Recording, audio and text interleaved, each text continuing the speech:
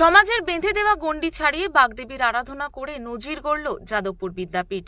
স্কুলের ৩ জন ছাত্রী পুরোহিতের ভূমিকা পালন করেন।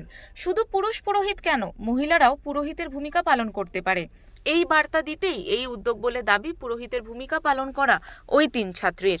প্রথমত আমি আমাদের হেড স্যারকে সবচেয়ে প্রথমে ধন্যবাদ দিতে চাই, কারণ এই যে একটা আমরা সামাজিক ট্যাবু ভাঙতে চলেছি, স্যার যে আমাদের উপর দায়িত্ব, এত বড় গুরু দায়িত্বটা দিয়েছে, সেটা যে আমরা এত ভালোভাবে পালন করতে পারবো, সেটা আমাদের কাছে অনেক বড় কৃতজ্ঞ ওনার কাছে। এবার প্রথমে স্যাররা যখন আমাদের বললেন যে এইরকম এইবারে সরস্বতী পুজো আমরা মেয়েরা করবো, তখন আমরা প্রথমে একটু নার্ভাস হয়ে গেছিলাম যে কতটা পারবো, কতটা সুষ্ঠুভাবে পুজোটা করতে পারবো।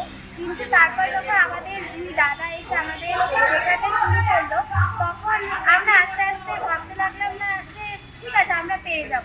আর এখন তো আমরা সব থেকে বেশি কনফিডেন্স আছে যে আমরা একদম ভালোভাবেই পারবো।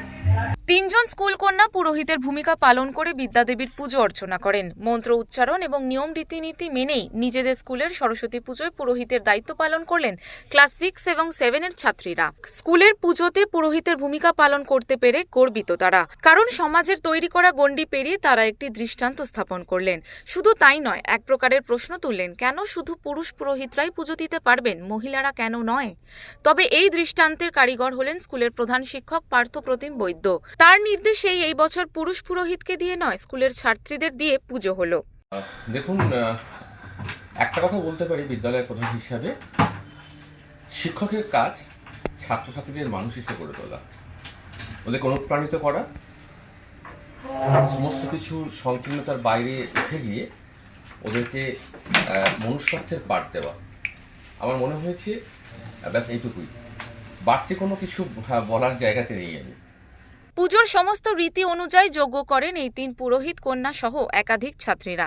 প্রত্যেক বছরের মতো এই বছরও স্কুলকে নিজের হাতে সাজিয়ে তোলেন ছাত্রীরা। কলকাতা থেকে শেখ এরশাদের রিপোর্ট, ওঙ্কার বাংলা।